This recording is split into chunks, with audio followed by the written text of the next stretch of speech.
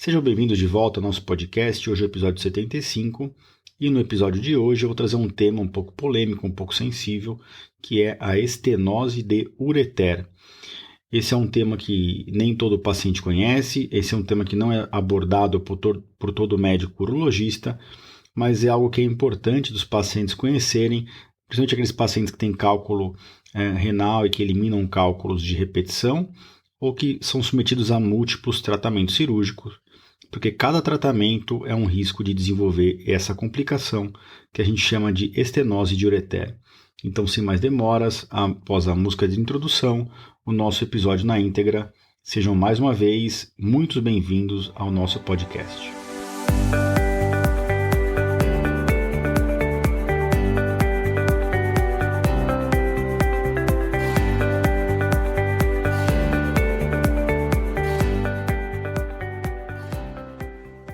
Bem-vindos ao podcast Conversa Aberta com o Urologista. Meu nome é Giovanni Marchini, sou médico urologista formado pela Faculdade de Medicina da USP e serei o anfitrião desse show.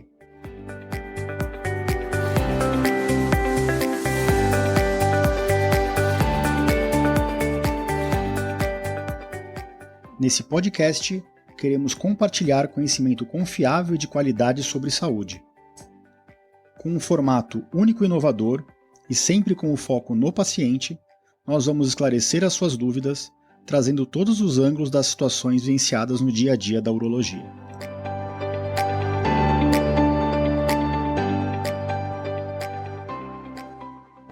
Sejam bem-vindos então de volta ao nosso podcast, hoje é o episódio 75, e antes de passar para o episódio na íntegra, como sempre, eu queria fazer alguns agradecimentos, especialmente a Madalena Gomes, que interagiu com a gente nas redes sociais, no Instagram, a Thaisa Vidal e uma antiga conhecida nossa que sempre interage também. Eu queria agradecer especialmente a Adriana Capelossi, pessoas que têm interagido, principalmente no Instagram e no Facebook, nas nossas publicações a respeito de cálculos renais e do podcast. Então, eu não sei se vocês já ouviram falar desse tema, né, estenose de ureter. É importante diferenciar, né, o ureter da uretra. Então, a nossa via urinária, brevemente aqui, eu já comentei em outros episódios, mas a nossa via urinária ela é composta dos rins, né, e temos a via excretora, que é a parte interna do rim, onde a urina é produzida. Ela desce pelo ureter, que é o canal. São os canais que conectam os rins à bexiga. Nós temos 2 rins, 2 ureteres, e eles conectam na bexiga, que é um órgão único. Da bexiga para frente, nós temos a uretra. No homem tem a próstata, que recobre a uretra na porção posterior, próximo da bexiga, e na mulher não tem próstata, e a uretra é mais curta. Então, rim, ureter, bexiga, uretra. E o que a gente vai tratar hoje são dos estreitamentos de ureter, dos canais que ligam o rim na bexiga. A gente não vai falar de estenose de uretra, que tem outras causas, é uma outra doença, e vou deixar isso reservado para outro episódio do nosso podcast. Eu só queria fazer essa breve introdução aqui da anatomia da via urinária. O que então é uma estenose de ureter, ou um estreitamento de ureter? Estenose, por definição, é uma diminuição do calibre de uma região. Então, os nossos ureteres, eles têm de 2 a 4 milímetros de diâmetro interno. E eles são complacentes, eles têm um pouco de peristaltismo, de contração. Eles conseguem dilatar um pouquinho e contrair, e com isso eles fazem com que a urina desça dos rins para a bexiga, juntamente com a própria gravidade. O que é a estenose de ureter? Então, a estenose de ureter basicamente é uma área de estreitamento nesse canal que conecta os rins na bexiga. O que leva um ureter a estreitar? Então, nós temos várias possíveis causas, mas hoje, de literatura e em termos de prevalência, os 2 principais motivos de estreitamento de ureter são procedimentos urológicos e procedimentos ginecológicos. Temos outras causas, lógico, tumores que podem estar comprimindo ou invadindo os ureteres, né, tumores de retroperitônio ou os próprios tumores de bexiga, radioterapia para o tratamento de lesões de reto, de tumores de reto ou de tumores ginecológicos, como de útero, ovário. Mas, do ponto de vista de epidemiologia, a gente tem que sempre considerar que as duas principais causas são doenças relacionadas às intervenções do urologista e às intervenções do ginecologista. Quais são as intervenções do urologista que podem causar um estreitamento do ureter? As principais são as relacionadas aos cálculos renais mesmo. Então, quando um cálculo renal desce para o ureter, ou mesmo ainda dentro do rim, quando o urologista vai manipular esse cálculo, ele deve fazer isso com toda a delicadeza, já que se o procedimento causar uma lesão do ureter, um machucado interno do ureter, no momento que esse ureter cicatrizar, esse ureter pode cicatrizar num diâmetro menor do que o ideal, do que o natural. E essa área de cicatriz, que é uma fibrose, né, a inflamação, ela é, no momento da cicatrização, da recuperação desse tecido, ele acaba virando um tecido substituído por tecido fibroso, essa região do ureter, ela não contrai mais direito. É lógico que quando a gente vai tratar um cálculo no ureter ou no rim, a gente tem que pensar nisso, mas os próprios cálculos de ureter podem causar essa reação de cicatrização.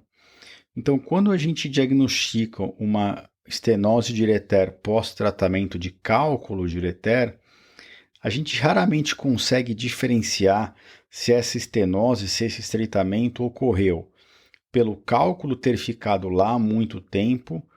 Então, lógico, cálculos que estão no ureter há pouco tempo dificilmente causam uma estenose de ureter, mas já cálculos que se encontram há mais tempo, cálculos impactados, que já estão há várias semanas, principalmente mais do que 2, 3 meses naquele ureter, esses são cálculos que podem por si só gerar essa reação de inflamação e depois de cicatrização no ureter. Já cálculos que, quando a gente vê uma estenose de ureter em um paciente que ficou poucos dias com cálculo no ureter, é mais provável que essa estenose seja da própria manipulação cirúrgica, por mais bem feito que ela tenha sido feita, do que pela própria inflamação do cálculo em si. Em lugares em que a gente atende pacientes que demoram para conseguir o seu tratamento, por exemplo, em locais de rede pública, a gente percebe que às vezes a gente entra dentro do ureter daquele paciente que está lá 4 meses com cálculo esperando uma cirurgia, e na pandemia a gente viu muito isso, e aí esse cálculo já está até recoberto pela camada interna do ureter, pelo urotélio, né, pela mucosa de ureter. Então é impressionante a capacidade que o nosso organismo tem de englobar o cálculo, mas isso vem com um custo, que é esse estreitamento que surge nessa região. Muitas vezes essa região fica inclusive intransponível, a gente não consegue vir com um aparelho, entrar no canal da urina, entrar na bexiga, e na hora que a gente vai subir no ureter, essa região muitas vezes do ureter está em fundo cego, a gente não consegue achar o caminho até o rim de tão fechado que está esse ureter. Então, só recapitulando, as principais causas são cirurgias urológicas, cirurgias ginecológicas e outras causas, como eu falei, como tumores, radioterapia e outros tipos de cirurgia. Que outros tipos de cirurgia? Cirurgia de endometriose, a cirurgia ginecológica, a própria cesárea, muitas vezes o útero, quando ele está muito dilatado, ele acaba comprimindo e às vezes a anatomia fica distorcida, a anatomia fica alterada, às vezes aquela paciente já teve vários partos, já existe um ureter que acabou grudando no útero e muitas vezes acontece uma lesão, um machucado desse ureter e a gente é chamado no momento da cirurgia ali para consertar, para fazer um ajuste nesse ureter para que ele não possa não ter problema para aquela paciente. E claro, quais são os riscos, né, de uma estenose de ureter? O principal risco é o risco daquele rim ficar, com o passar do tempo, com dificuldade de drenagem da urina. É um risco muito parecido com aquele que eu descrevi no episódio do cálculo ureteral silencioso, alguns episódios atrás. Então, na estenose de ureter, se o rim vai dilatando, depois de algumas semanas ele pode ir lentamente perdendo a sua função. Muitas vezes, quando a gente faz o diagnóstico de estenose de ureter, o rim, inclusive, já tem uma função relativa em relação ao outro rim, né, o rim do outro lado, ele já tem uma função diminuída, ou às vezes até já perdeu totalmente a função. Essa estenose de ureter, ela acontece de forma silenciosa. Em quem teve um cálculo ureteral silencioso, sim, mas no contexto geral, o paciente acaba tendo sintomas, tá? Como que a gente suspeita de uma estenose de ureter? Geralmente é aquele paciente que nos procura com um exame de imagem, um ultrassom ou uma tomografia, revelando uma dilatação naquele rim. E os sintomas são parecidos, quando eles existem, com os sintomas de uma pedra no rim. Porque, lembrem-se, o que dá dor não é a inflamação do canal, mas sim a dificuldade de drenagem da urina do rim para a bexiga. Isso faz com que o rim distenda a cápsula dele e ative os receptores de dor. Então, na estenose de ureter, principalmente nas estenoses que evoluem de forma mais rápida, existe às vezes dor, sangramento na urina, náusea. É um sintoma um pouco parecido com o de cálculo renal. Se essa urina infeccionar, a pessoa pode ter também sintomas de infecção urinária e por aí vai.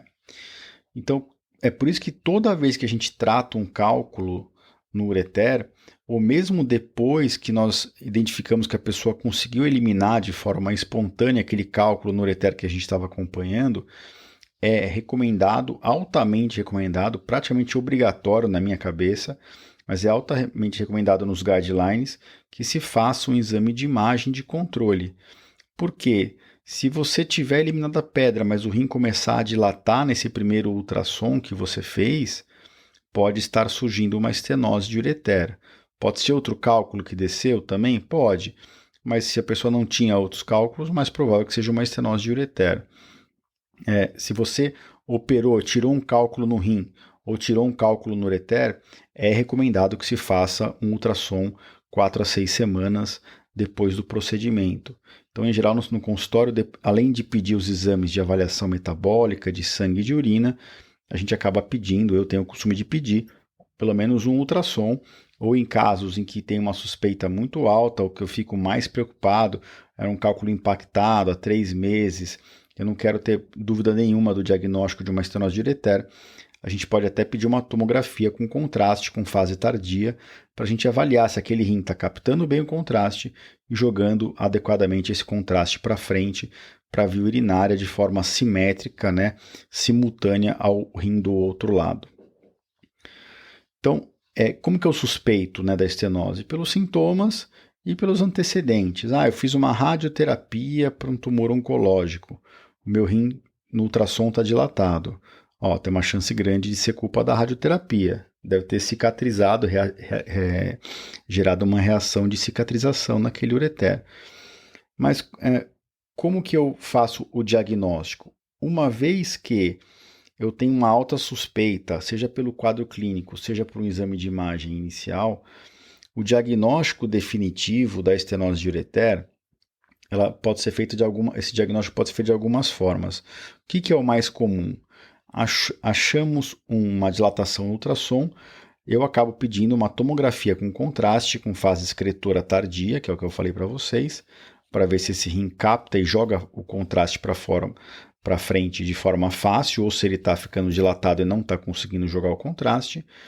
E tem um outro exame que é parecido com esse, que chama urografia excretora, que era muito feito no passado, e depois do advento da tomografia com reconstrução da via urinária, a gente quase não faz mais urografia excretora. Tem médicos, principalmente urologistas um pouco mais antigos, que ainda preferem, e quando bem feito é um exame que fica muito bom para a gente avaliar se tem estenose ou não.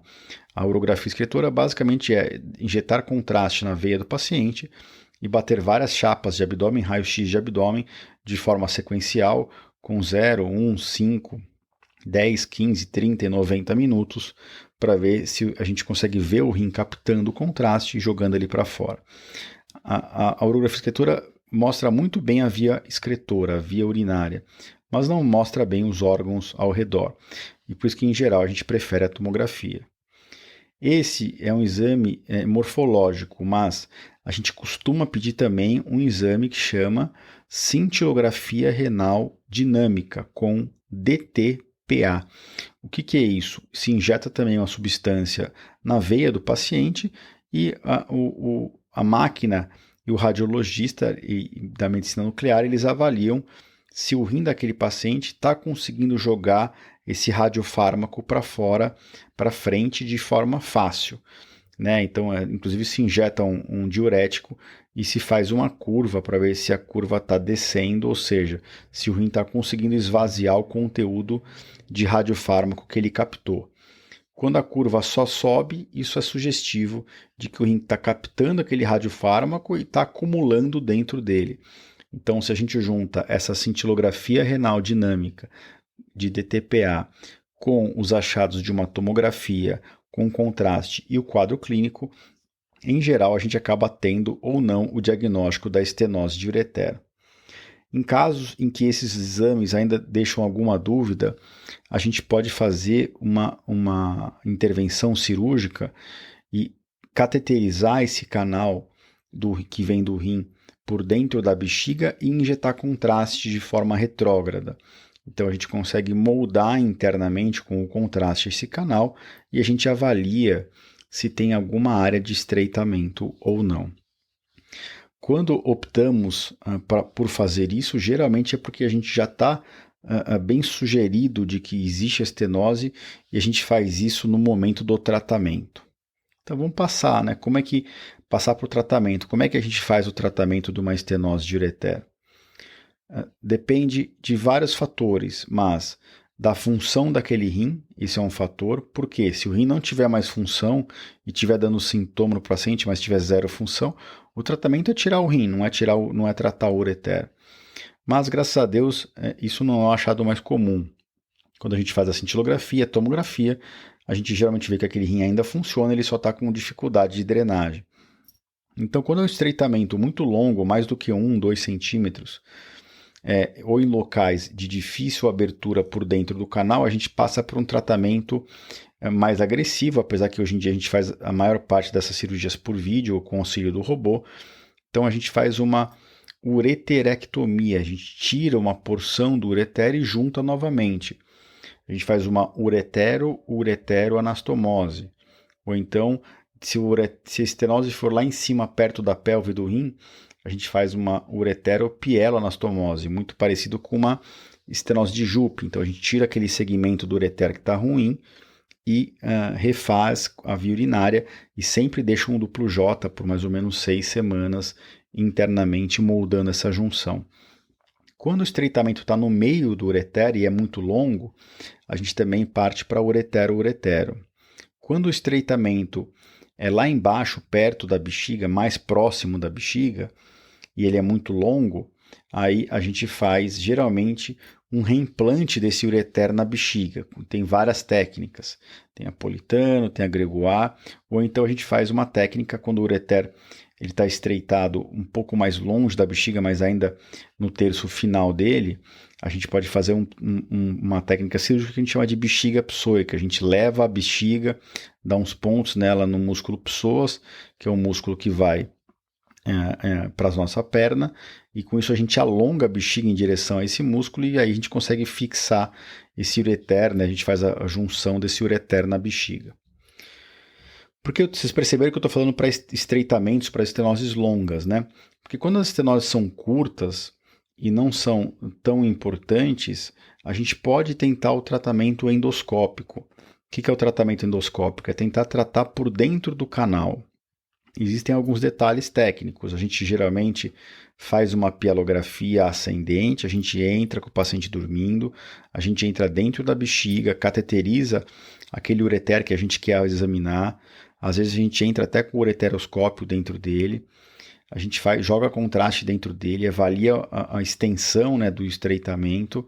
Se realmente for menor do que 1 centímetro, 1,5 centímetros, a gente está autorizado a tentar esse tratamento endoscópico. A gente sabe que a chance de sucesso com o tratamento convencional por vídeo com robô é maior do que 90%. Mas alguns pacientes optam por tratar por dentro do canal com uma chance de 50% a 60% de sucesso. É uma chance significativamente menor do que com a cirurgia convencional, mas é um tratamento muito menos invasivo. Então a gente identifica a área de estreitamento, a gente abre essa área de fibrose com uma fibra de laser até romper mesmo parcialmente o ureter nesse local, e depois a gente dilata com um balão nessa região para esgarçar um pouquinho essa região, e a gente deixa 2 duplo Js ou um duplo J um pouco mais grosso por 6 semanas, e depois de 6 semanas a gente tira o duplo J. Então, basicamente, é assim que é feito o tratamento de estenose de ureter. Existem casos dramáticos, né, em que o estreitamento pega metade do ureter, ou pega uma área muito próxima do rim, mas que não dá para conectar do rim. E aí, nesses casos, a gente pode fazer uma cirurgia que é uma interposição de alça ileal. A gente separa uma alça do trato intestinal, tira ela do trânsito intestinal, lava essa alça no intraoperatório e junta essa alça no ureter lá em cima, perto do rim, e no ureter lá embaixo ou na bexiga lá embaixo, a depender do local e da extensão dessa estenose. Mas é só para mostrar para vocês que existem várias técnicas que dependem basicamente da função do rim, do local da estenose e da extensão, né, do quão longa é essa estenose. Cada vez mais a gente faz tratamento endoscópico, porque a maior parte das estenoses que a gente tem identificado são estenoses mais curtas e mais favoráveis, mas tem que lembrar que a chance de sucesso é 50% a 60%. E como que a gente vai saber se teve sucesso ou não? Depois que tira os duplos Js, seja após a cirurgia por dentro do canal, né, a cirurgia endoscópica ou a cirurgia por vídeo convencional mais clássica, após a retirada dos duplos Js, a gente programa para depois de 1 mês ou 2 meses exames de acompanhamento. Quais exames? Os mesmos que a gente fez para identificar a estenose. A gente pode usar ultrassom, uma tomografia com contraste e uma cintilografia renal dinâmica com DTPA. Lógico, a gente também avalia o quadro clínico, mas muitas vezes, mesmo o paciente tendo uma recidiva, né, um retorno daquela estenose, ele pode não ter muitos sintomas. Então a gente tem que sempre, a gente nunca pode confiar 100% na clínica nesses casos. A gente tem que se valer de exames de imagem para tentar identificar.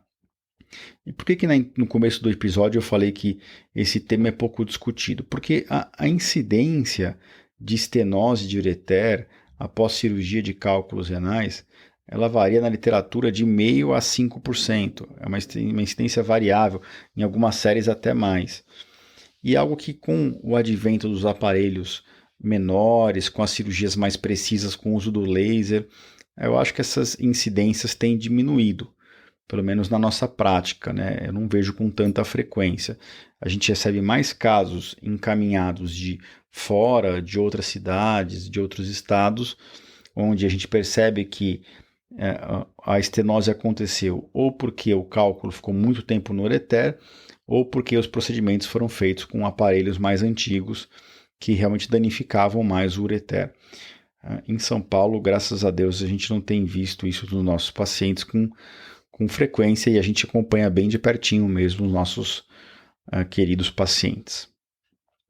E esse tema é muito sensível porque ninguém gosta de ter uma estenose de ureter que foi a gente mesmo que causou. E nem sempre é fácil saber se foi a gente que causou ou se foi a própria pedra, né? A gente faz aquele raciocínio do tempo que o cálculo ficou ali. Eu vejo muito mais estenose no serviço público do que no privado, sendo que a técnica que a gente emprega é a mesma. Então, o que muda nesses dois serviços? Basicamente, o tempo que o paciente demora para conseguir tratamento. Enquanto no serviço privado, no serviço de convênio, ou privado-privado, os pacientes conseguem rapidamente o tratamento, no serviço público eles demoram muitas vezes meses ou até anos para conseguir o tratamento. E aí, geralmente, a estenose do ureter já se instalou. Isso complica bastante, inclusive dificulta bastante o tratamento da própria estenose. Bom, era isso que tinha para dizer para vocês hoje. Eu queria agradecer a todo o apoio do nosso podcast, agradecer a quem acompanhou a gente até aqui. Lembrar que esse episódio vai estar no www.ourologista.com.br/podcast/episódio 75. Vocês podem deixar mensagem no meu site, deixar mensagem no Instagram, no Dr. Giovanni Marchini, ou no LinkedIn, com o mesmo nome. Fiquem à vontade, é um prazer sempre responder a pergunta de vocês. E não percam vários temas interessantes alinhados para as próximas semanas. A ideia é continuar fazendo esses episódios de forma quinzenal até o final do ano. Esse final de ano está bem corrido, muita cirurgia acumulada. É impressionante o volume cirúrgico do consultório, a quantidade de pacientes que deixaram de se tratar na pandemia, mesmo com todo o nosso empenho para que isso não acontecesse. Infelizmente, muita gente está trazendo diagnóstico um pouco mais complicado, mas a gente está aqui para ajudar e para tratar, e nunca para dificultar o tratamento do paciente ou para tirar a esperança de ninguém. Vamos continuar fazendo nosso trabalho da melhor forma possível, e pelo que a gente ouve dos pacientes, acho que a gente está no caminho certo, graças a Deus. Então, a gente se vê por aqui na próxima semana. Um grande abraço a todos.